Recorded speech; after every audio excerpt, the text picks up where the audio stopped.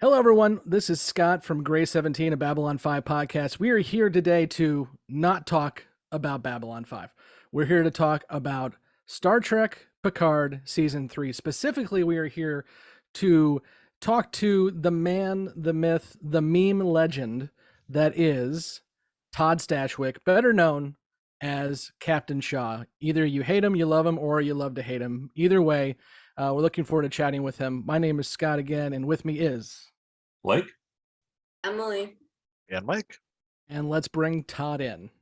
You do Babylon 5 stuff? That's what we are. We're a Babylon 5 podcast, but because Holy Trek is, Christ. our thing, we have We're to. branching out. I don't think I've ever seen Babylon 5. Oh, come on now. And as a nerd, you'd think it would be part of, like to keep holding your nerd card, but no, I for whatever reason. When did it air? What were the 1993 to 1998, 99? Yeah. That's why. Okay, yeah, I wasn't yeah, I think at that point I was touring with Second City. And so I wasn't seeing much TV. I mean, I think I was watching TNG and that might have been it. And maybe Friends. Now, I know And you're a it- and TNG Saturday guy, Night but Live. did you ever take the plunge in the DS9? Yeah. Okay. Yeah. Okay. I did, yeah. Awesome. I did. I am familiar with all of those characters, yeah. Excellent. And maybe, wink and nod if some of them are going to show up for us in the later episodes. DS9 characters? Well, you have I'm trying to think. Oh, I don't know. Yeah. We don't want to get you in trouble either. So Yeah. So we know we only got a few minutes for you. So what we're going to do You here have is 45 minutes. Oh, I know, but I want to make sure we get all the time we can for you to talk and not for us to talk. No one I wants have to hear nothing us to talk. say. Well, fuck. Okay. I'll just listen to you four nerd out about Star Trek. I'm fine with that. This is quite possible. This because we do this every week. I Yeah, was so- going It's to like you it's like for- listening. Yeah. I wanted to So find I out. love listening. Do you guys ever listen to Smartless? No. Which is it's Jason Bateman, Sean Hayes, and Okay. and Will Arnett, and they'll always get like somebody awesome on, like Bono. But then at a certain point, they're all hilarious with each other that you forget that they're interviewing somebody because they're all talking amongst themselves. It's very funny. Well, we're not very as hilarious as Bateman, so I don't think that's going to be. I'll let you know it in 45 minutes. Well, thank you, sir. I appreciate it. I just want to thank you for taking the time to join us. It's I've been bugging the crap out of you for several weeks on Twitter, and I appreciate that you've come on and chatted with us. And I gotta tell you, Happy man, to be fell down the rabbit hole with you. Started watching 12 Monkeys 3 weeks ago, and I'm already done because I couldn't put it down. And It's a good show, right? my God, Deacon, It's a good show. yeah, and you're my favorite character from it, as I said. It's great. Oh, there you go. Nice. We got I've got the medieval witness costume. Oh, I've that's got awesome. there's Deacon's jacket. It's hard to see. I got my West 7 flag. I got my knife, and I got the word of the witness clutched in the villainous paws. Now, how of did the you walk witnesses out with stuff. all of that stuff? We interviewed Peter Jurecic, who was on Babylon 5, and he couldn't even get Warner Brothers to let him have anything off the set. You've got like the entire goddamn set. Yeah, I do. I also have the bell. Terry gave me Oh. the bell. You've got One half of it, because to Oh, have of both of course. them is dangerous, and it's filled with D&D dice. That's awesome. Only you and I are getting these references right now because I haven't got these assholes to actually watch the show yet, but I will. It was nice talking to you all. Have a great afternoon. Yeah. Yeah, wait, well, okay, I'm going to stop everything. Time out. You have a Babylon 5 podcast and you haven't watched 12 Monkeys? Bad nerds! Bad nerds! I mean, you haven't seen Babylon 5 yet. So you're a bad nerd too. Yeah. I was touring the country with Second City at the time. Excuses, Yeah, he's got a valid excuse. I don't. I don't either. And there was no streaming back then, so if you didn't watch it during broadcast, you missed it.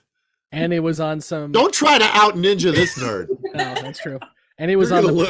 Primetime Entertainment Network, so even if Yeah. you knew where to watch it, you still couldn't find it. Thank you. We I tried. think I won this argument. True.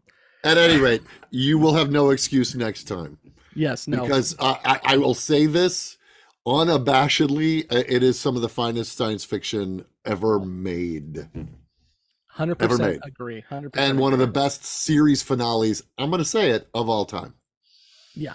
Well, when you map out the series finale years in advance, it works. It works. Yeah. Okay, but this isn't a 12 Monkeys conversation. No, why are we talking about that? I would love to have one of those with you too, because I have thoughts, but that's not here. So we're gonna just chat with you about obviously your project you got right now. Although for you it was a year ago when you did this. Yeah, project. I wrapped a year ago. It's amazing to me. I mean, I've talked to some of these guys, and like they've been waiting and waiting to finally see what the fans think of this show. But you didn't even get announced until what, January? So yeah, like 2 weeks before the premiere. Yeah, so you've been sitting here twiddling your thumbs, not even letting people know that you were on the show. Yep, that's gotta be crazy. It was not fun. I mean, it's not fun because it's like I said to Terry and I think Frakes when I would see like Star Trek Day or them at Comic-Con, I said it looked like my family kept having parties that I wasn't invited to.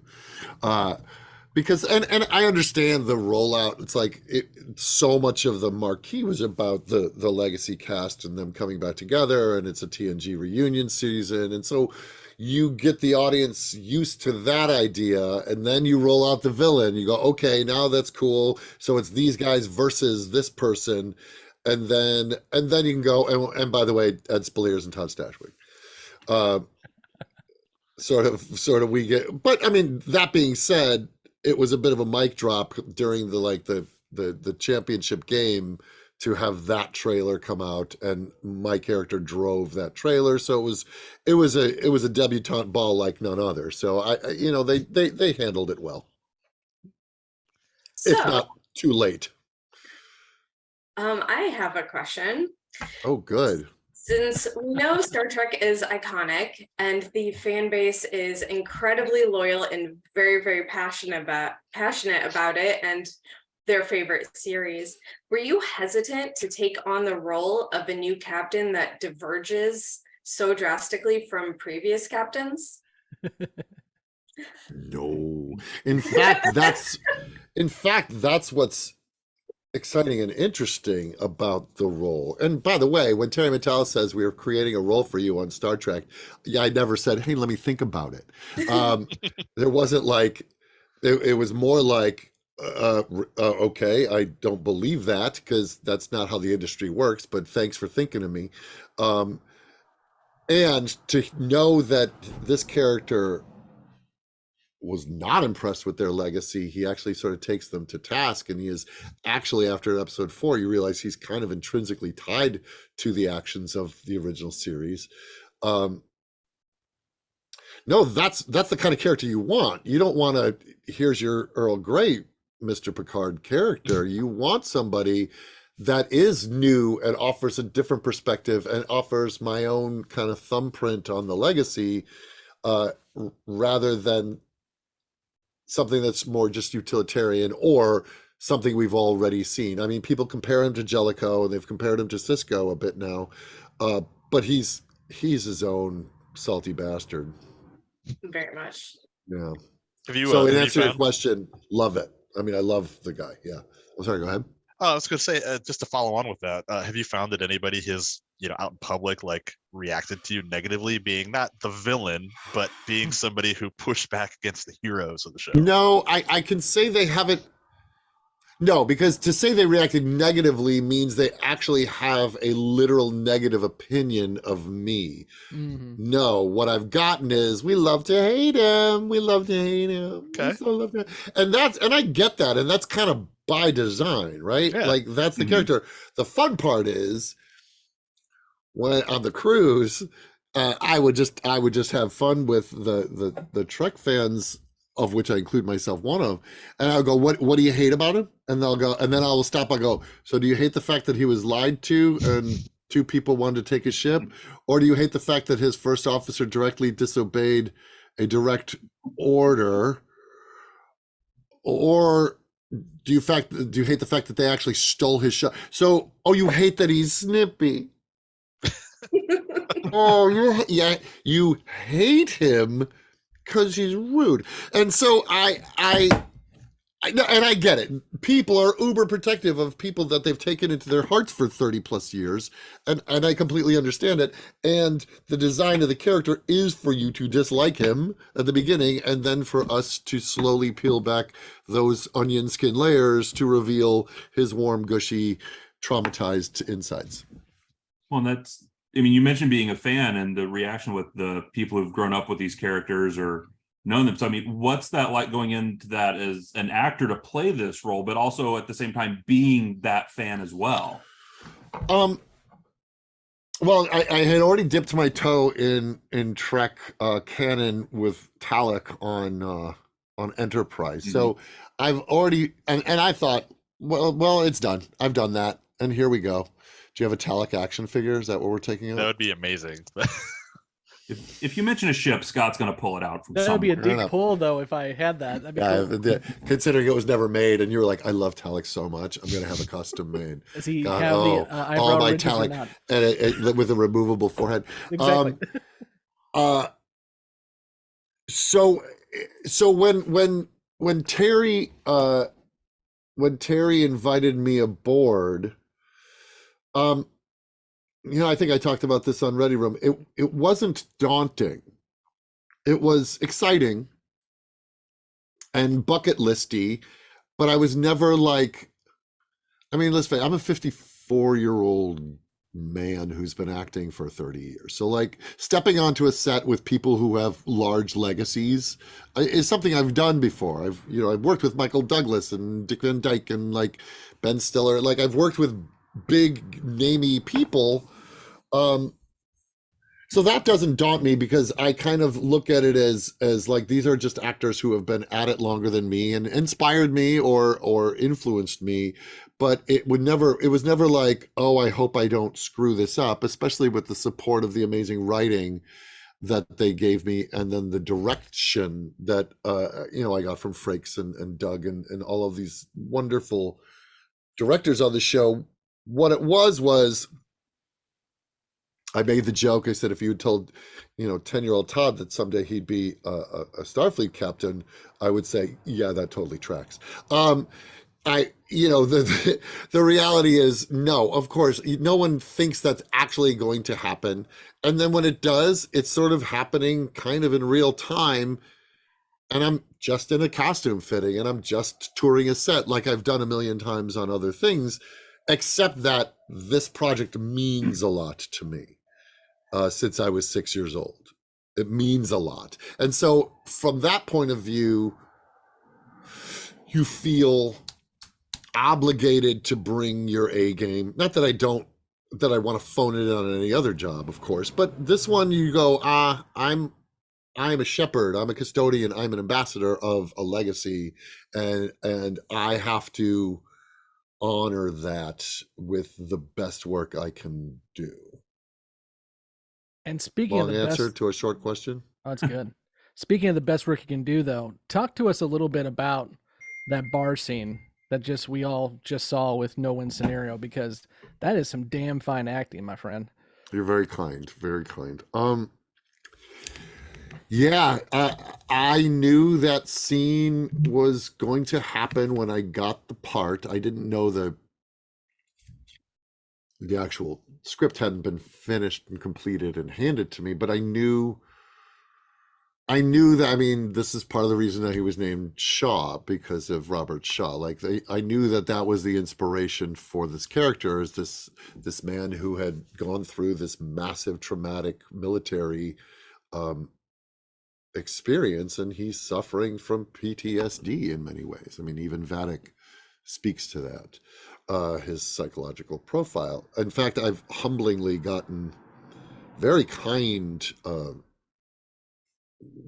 don't even know where to put it emotionally, but like notes from vets that have watched the episode already and sort of like, thank you, that really I connected to this character who's been through this experience, and I'm just a knucklehead actor boy trying to bring truth to a story. When I read it, it was so filled with images and I had the benefit of having grown up watching Best of Both Worlds parts 1 and 2, and so I was able to actually easily visualize the horrors that happened and then internalize that as a character, so that when he's describing what's happening, it was easy to see in my head, right? So, and it was easy to have those thoughts, and then those thoughts lead to, like, emotions follow thinking, right? If we have a negative thought, we will have a negative emotion. If we have a traumatizing thought, we'll have traumatizing emotion. And so it was easy to picture that stuff, and then to have these amazing scene partners who had just such, it was fascinating about what Patrick did in that scene, because it was compassionate. Mm-hmm. It was a mixture of shame, regret, helplessness, and compassion, and he said nothing until the very end. And so it was stunning. And Ed, the same way, of hearing it for the first time. The character was hearing it for the first time. They were such great scene partners because they were at the edge of their seats receiving this man's pain. Mm-hmm. And then Patrick getting up at the end and looking so small, like humanly, his soul looked small, and it's beautiful. So beautiful. And then to have all of the room that Jonathan Frakes, who directed that scene, gave me to play with it. And then him just pushing levers behind the camera, just going, make that a little hotter this time. Actually go full hot on that this time. Or let's take that, like, live in that one a little longer, and then go again. And so I got about 3 or 4 at bats, and then of course we turn it around because you're showing it from a couple different angles and a couple close-ups. So I think I probably ran the monologue maybe 6 or 7 times, and then what you see is the edit from all of that. But they never stopped me mid speech. They would let me go through it top to bottom each time, and it's why we got into this business, man. Speaking of Frakes, if they don't give that man another Star Trek film after this, I mean, he's directing all Trek anyway, but that dude needs another film. Yeah, as written by Terry and the gang. That'd be great. Yeah. Yeah, I love how you brought up that scene and how Picard handles it, Patrick Stewart handles it, because we actually, you mentioned people are comparing Shaw to Sisko. We saw that in Emissary, but Picard handled it so differently. It actually shows you the evolution of that character role as well too. Yeah, like, he's not combative anymore. He's not pushing back. He's like, I understand, and just walks out. Well, and even someone else brought up. I'm sorry. Go ahead. That's it, because even within the show, in that scene, and it's one of several we've seen so far, is the unwritten moments and the way they're acted in this show have been phenomenal. I mean, there's been a few scenes between Patrick Stewart and Gates McFadden that there's no dialogue, but just the looks between them. And this was another one of those, just without Patrick Stewart saying anything. And you're right, just the way he seems small at that moment and comparison in the scene, it just is a testament to the writing, and really shows the fans that have been involved with this and the care for fans with the work here. And he's being pilloried in front of his newfound son. Like the levels of shame and guilt that he is wrestling with a witness and a room full of witnesses, cadets that idolize him, and young, not cadets, but they're Starfleet officers in the room. This is happening in very public space. Yeah. So, I mean, I'm curious to know more about your background. I mean, obviously we can look at the IMDb and all that good stuff, but you mentioned you were touring with Second City. Mm-hmm. As we know, you're a dipshit from Chicago in real life as well as Shaw. Yeah. So how do we get to this point, and where do we go from here? How do we get to this point? A boy with a dream. I was always, I've said this before. You can actually see my Mego Star Trek figures right there. And then, if you don't have the tree topper, do you have the tree topper, by the way? Oh, hell no. I'm not that cool. No, it's the Hallmark, a Hallmark Enterprise tree topper. Mike used to collect those suckers for I'm his tempted tree. to play it for you. It goes through Kirk's entire opening speech with all the score, and it does this amazing light show. It's That's awesome. unbelievable, and it just sits there in my Mego Enterprise case. So let's start there, shall we? Yes, let's start there. Because I have props.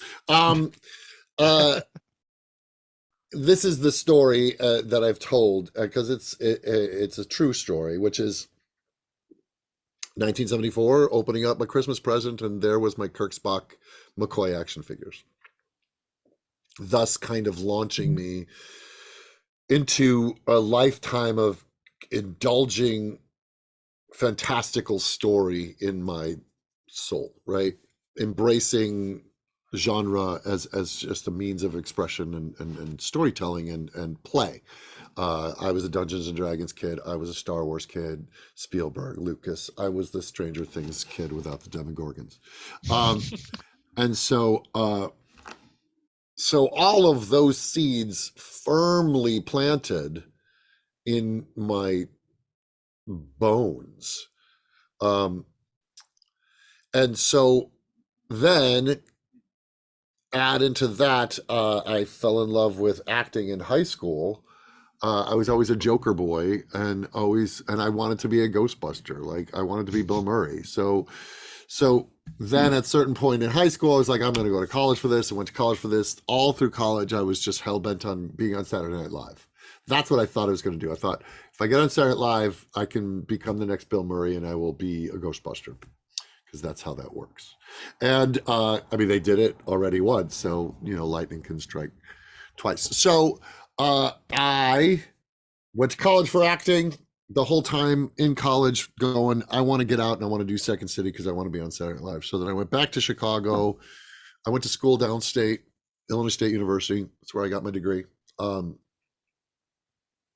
a leatherneck, so I won't hold Redbird against you, but I kind of am judging you now. You're a what did you say? I'm a leatherneck Western, so.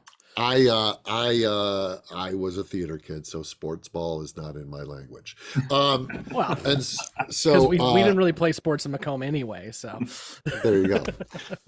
And so I immediately, the summer I got out of college, went and started tearing tickets at Second City Northwest, which was the suburban arm of downtown Chicago. Then that set me up to move to downtown Chicago and start tearing tickets downtown Chicago and bartending and that and taking the classes and studying with Del Close at Improv Olympic and just doing the early 90s comedy scene, which produced some unknowns like Steve Carell and Colbert and Tina Fey and Adam McKay and all of those cats.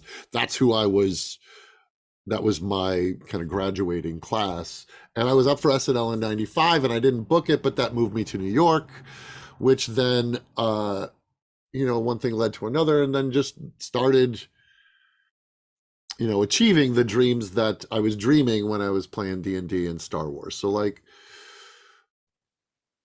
booking TV, booking commercials, all of that. And then I started, when I moved to LA, I thought I'm going to be Will and Grace guy. I'm going to do half-hour sitcoms. I'm going to do that. But then I started booking like Buffy and Angel and Supernatural and Enterprise and all of the genre shows because I kind of understood them. So I understood how to audition for them. I consumed them a lot. So I watched more of that kind of stuff than I ever watched comedy. I would go to movie comedies, but I didn't really watch much comedy on TV except for Saturday Night Live, maybe, and Friends and whatnot. But I wasn't I watched the weird comedy, offbeat comedy like Kids in the Hall and the more cable-y comedy, Ben Stiller show. But I started booking all this genre stuff and it made sense and I enjoyed it because I got to be the funny guy in otherwise horrific or dramatic or science fiction shows. So I was kind of always carrying with me that Second City thread. And even in Shaw, you'll go, yep, he's just doing Bill Murray there. Oh, you boys are in real trouble. So that has been kind of my jam was like, I will be able to be able to take a dramatic moment and infuse a little bit of funny in here and there, still using my improv skills and still using all the stuff that all the seeds that were sown in Chicago, but then combining it with dramatic work. And look, Star Trek's a drama, like that's what it is. If you had to classify it between comedy and drama, it's a drama that has funny moments. It's a sci-fi drama, but it's a drama. I like, in fact, I say I prefer that. I prefer being able to infuse comedy and otherwise drama than just doing a straight comedy, I think. Well, I'd say consequently, if I scroll down your IMDb, I feel like you've appeared in virtually every one of my favorite shows. I mean, we're talking from Drew Carey up to Psych and beyond. It's I'm completing your bingo card. yes. Yeah. So you mentioned getting Kirk and Spock action figures when you were younger. Who was your favorite, Kirk or Spock? You know, don't make me pick. I was a Kirk kid. Like I mean, he was the captain. He was cool, and he had swagger, and he was sarcastic, and you know, dollars for donuts, as melodramatic as people say he is. I think Shatner is a wonderfully emotionally. He has an emotional depth to his acting and a commitment, and especially in the films you see. In Wrath of Khan and Undiscovered Country, and like you just see, he's such a facile performer. Then Spock was so cool looking, like it was an alien, and he had pointed ears, and he looked like an elf, and that was cool too. So those two were my favorites. If I would draw pictures or play, I never wanted to play McCoy. I would always pawn that off on somebody else. He was a necessary part of that trio. But I wanted to always play Kirk and Spock. And so I've gotten to be a captain and a Vulcan. I've gotten to be, or a Romulan, I guess, but got to be a Vulcan, sort of. Pretending to be a Vulcan, you're fine. Yeah. You're fine. You're fine. Yeah, so I mean, I've gotten to literally live out the Spock and Kirk dream in many ways, you know. So since we're, go ahead, Mike. Well, I was gonna follow on again and say, you know, so you've got your awesome nerd layer behind you, which I've seen featured in a few different in the background of a few different interviews. Is there anything from Picard that ended up stored back there that you're allowed to show? No. Right. That doesn't belong to me. Fair enough. I do have my chair back up there. You can kind of see it above. If you look. Oh yeah. There you see there's Locutus and there's Riker and then there's Picard, and then my Picard chair back is right there. Nice. So yeah, that's all I took. Sure. Yes. Yeah, we've commented. I think it was the interview with Stephen Barton started it, that there are the CBS snipers that we're convinced are watching. We tried to drag. I didn't take anything. Yeah, we tried to drag some stuff out of Steven. He wouldn't do it for us, but that's the thing too. You guys, you know, not only have you knocked it out of the park, and I mean that because I love Shaw from the beginning. I'm not sucking up. I'm an asshole myself, as everyone will attest to. You're basically the same guy.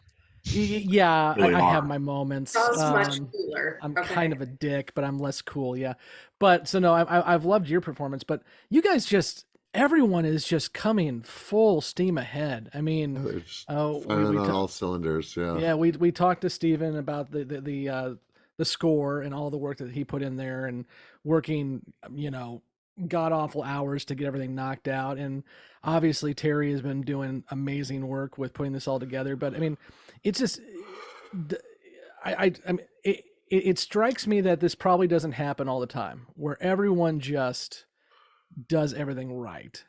It happens on Terry Metalis joints because, you know, I've experienced those a lot. I mean, it was 4 seasons of 12 Monkeys, and everybody brought their A game, and I thought it was impeccably cast, and the VFX are there. Terry knows how to inspire people. He knows he gets great writing out of great writers. He knows how to cast, and he knows how to assemble a writer's room. So those are two very formative experiences for me. So I can say those. I don't know if they're the exception to the rule, because I worked on the Riches, which also was very much well-run ship, as well as the Originals, which was a very well-run ship. But Alchemy, like 12 Monkeys and Picard, yeah, that's probably rare. Like, where just the alchemy of it all, where you go, the writing really suits the actors so well, and does justice to a legacy, which is a harder pencil to sharpen, right? It's harder because it's not your pencil, and yet you have to care enough about it and own it enough so that it isn't a slavish Valentine. It is also creating something new, which goes back to, Shaw. Shaw is a character on Picard. He's not part of the Next Generation. He's a character on Picard, and he's a new character. And the fact that they have the confidence to be able to give a character that isn't a legacy character that much real estate, because it's important to the story and it's important to creating an ensemble show, that you don't just go, hey, look what Deanna's up to, look what Geordi's up to again. And we will do those, and they will get all of the full court press that those legacy characters deserve. But we also have to build something new, and by doing that, we need to include Jack Crusher and Vadic and Shaw with as much care that you would give any of the others. Although our job is easier. Our job is much easier than it is to be Riker. It definitely seems to be working, because I don't know if you've been surfing the web a whole lot to see how people are responding to Picard, but Captain Shaw seems to be a favorite among memes. It's very yeah. It's funny, in my life, the two biggest memes that are of me out there are me saying no, and one is from Supernatural. Yeah, it's working. I mean, I think Terry and all involved, those that establish tone and the cinematography and the set dressing and the performances, we all knew the job that we were trying to do, and that is give a 10 episode movie send off to Next Generation in many ways. Mike mentioned the memes, and I think my favorite one out there is they were talking about, and it's a show poster with Shaw on, and it is Star Trek, more strange shit. And I think I can speak for our group, is we would love to see that spinoff, but any spinoff that would have this creative crew both in front of and behind the camera, we would totally be there for it. Absolutely. That would be the dream. Those are questions for people far above my pay grade. Those are people making decisions in rooms that I'm not in. So anything y'all can do to help, we would love it, because you're who we're making it for. Yeah. I don't know anything. I haven't heard anything, and I'm not being cagey. It's just no one on that side of things has given us any indication of movement one way or the other. Well, I'll just say, with watching the fandom, and I know you do too, you're very active on Twitter, so you've seen it. I have not seen this much energy behind a Star Trek property in 20 years. Wow. I mean, seriously, and some people dog on the new Trek. I enjoy quite a bit of it, but none of the new Treks, even Strange New Worlds, which I think is really kind of like, fans have said, okay, this is pretty high up on the echelon. Yeah, it's a good show. Yeah, it absolutely is. I love it. But it didn't get the fan excitement that you guys have been getting week after week after week. Yeah, I mean, look, it doesn't hurt that it's also a parade of beloved characters. So Strange New Worlds basically got made because people loved Anson and Ethan, right? Like, yeah. That's why that show got made, and the fans called out and said, we want a Pike prequel to Kirk's Enterprise, and they listened and they made it. I think the love, obviously, and I certainly am benefiting from drafting in the wake of, holy crap, we've got the entire TNG cast back together for one more adventure, and that's no small thing. So as you're drafting in this wake, what do you got going on now? What are you working on? What are you looking towards? I'm currently co-writing for Skydance New Media on a Black Panther Captain America video game. One of my other life's careers is I write video games. I have a part in an upcoming Apple TV series called The Last Thing He Told Me with Jennifer Garner, produced by Reese Witherspoon. I'm going to GaryCon in Lake Geneva to play D&D. And then Star Trek conventions that are coming up, but you know, I'm out there auditioning, looking for the next gig, like any other actor. Again, this is a job I did a year ago, so I'm just out here dancing, like all of us. I mean, I was putting myself on tape while I was on the boat with the Star Trek cruise. I was videotaping auditions and emailing them out. So this is the job. Like we make stuff and then we don't hear about it for a very long time, and then suddenly there's this like popcorn festival of like, it's out, so it feels super fresh to people, but it's literally, if you stop and go, what were you doing in February of 2022, that's the last I was on set for this job. But my skin is holding up really well. Exactly. I'm dumbfounded by the Black Panther Cap America, because I think they didn't release. They put out like an announcement trailer on that a couple of years ago. That looked pretty. No, just this year. Was it this year? Well, it was at D23, so it was September, within the last 6 months. Okay, cool. Yeah, I remember seeing it, and I'm a Cap fan, so you'll like it. It's set in the 40s. It's excellent. It's really fun, and it's I'm working again with Amy Hennig, who I'd worked on briefly worked together. We met working on Uncharted 4, and then things sort of went that way, and then we were working on a Star Wars video game together for 3 years. I was co-writing that with her, and then EA did what EA did, and then she introduced me to the people at Luminous, and I co-wrote the game Forspoken, which is out there right now, and then Amy and I have been working together on this Black Panther game, Captain America game, for a couple of years now. Okay, since you mentioned motion process, since you mentioned D&D, I've got to ask, what's your go-to characters you play, or at least sorcerers? I like sorcerers. I like wild magic, baby. I like rolling on that chaos table. No, I like sorcerers. I like sorcerers. I like barbarians and sorcerers. So one is like you spend your face poked into the spell book and or in the book looking for up the spells. The other one is like, I'll kick the door down and wait for the party to catch up. Yeah. And the other thing that I'm doing, I have a side business called the Nerd Circus, where I sell D&D related things. I co-created a Dungeons and Dragons inspired tiki cocktail book called Mystic Libations that I sell on my website, thenerdcircus.com, and dice and t-shirts and glasses and stuff. So that was sort of a COVID lockdown project.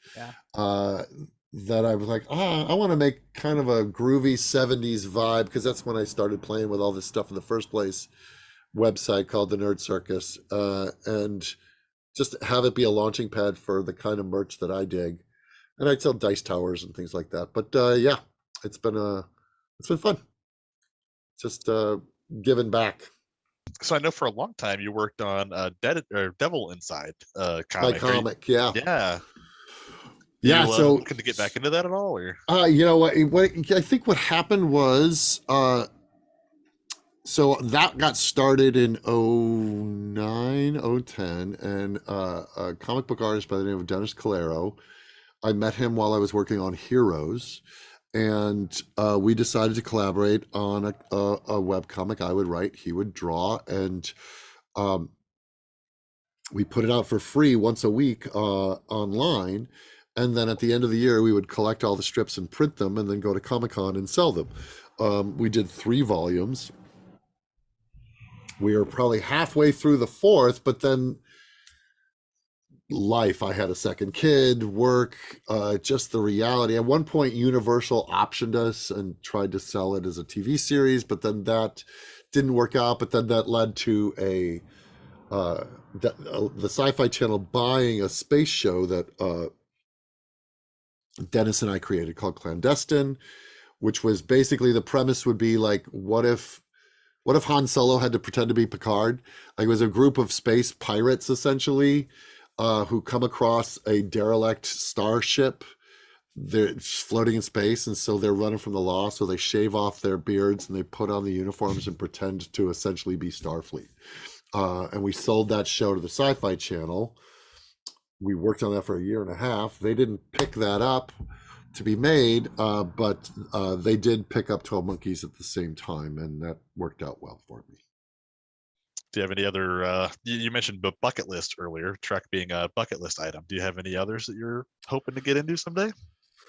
I always wanted to be on Marvelous Ms. Maisel. I would love that show. I'd like to host Saturday Night Live. I'd like to be in a Marvel movie or a DC movie. I'd like to play Lobo in the DC universe. I'd like to have a television series that I get to kind of be one of the, if not the one of the leads, whether it's an ensemble or it's my show. I'd like that. I don't know what it is. People ask, what do you want to do next? And I usually say that which surprises me. Because if you had told me 3 years ago, you'll be a captain on a Starfleet outing, yeah, right. So I love being surprised by my career. As long as I keep working and I like what I'm doing, it's cool. Well, you're surprising us week after week with just everything you're bringing for this, man. It's been fun. It has been so much fun to watch you go. Like I said, we've seen a few more episodes than everybody else, but if you want to go ahead and feel free to give Terry a call and tell him to send us over 7 through 10 so we can get put of our misery. That'd be great. I think you're gonna have to watch it with, I haven't even seen past 4. Oh yeah. Well, I watched up to 4 because I had to get ready for the Ready Room, but I haven't seen any full episodes after episode 4. So you're even ahead of me. How are they? oh, Fantastic. pretty Fantastic. good. Pretty Okay, good. They're Okay, amazing. good. Yeah, no, I mean, and I keep hearing, because there are some cool kids out there who have seen the whole thing, Yeah. and I keep hearing from them that 9 and 10 are basically, as you mentioned, the TNG movie that we never got. So I'm really looking good. forward to it. So I'm good. looking The forward scripts to it. were unbelievable. Had a Mhm. blast. They're so good. That's They're great. so good. You're gonna love it. Well, hopefully, man, if we can, we'll get you back on after it's all said and done. We can talk about the whole thing. That works for me. And maybe you can check out some Babylon 5 while you're at it too. It's on All I'm Tubi. doing tonight. I'm gonna do it all night long. I'm just gonna binge all of it. Oh, Tubi? It's on Tubi now. Tubi? What's Tubi? It's a free streaming service. So are there commercials? Yes, unfortunately. Mm. I He's know. out. He's done. I lost that one. You've waited 30 years. I guess you can wait a little longer. It's fine. I'm not interested. There was another one that I was supposed to watch. I watched a few of. There were lots of puppets and it was good. What is it? Farscape? Yep. Yeah, that's Mike's show. It is. I love Farscape. That was pretty fun. It's sort of Buck Rogers. Mm-hmm. Yeah, I liked Farscape when it was out. That was another one I was into. Yeah. Babylon 5, was that Bruce Boxleitner? Yeah. Yep. Mhm. Yep. There you go. You got it. You He's understand. Tron. Yes. And now he's the president of the galaxy in Orville. Because, See? Perfect. well, we appreciate it, man. It's been real fun chatting with you. And Woohoo. thanks so much for just being a badass guy, man. It's great. You're fun. I Look appreciate what I it. did. I did the thing. You did the thing. Hi, everybody. Yeah. Thank you, sir. We Yeah, appreciate thank it. you. Bye. Have a good one.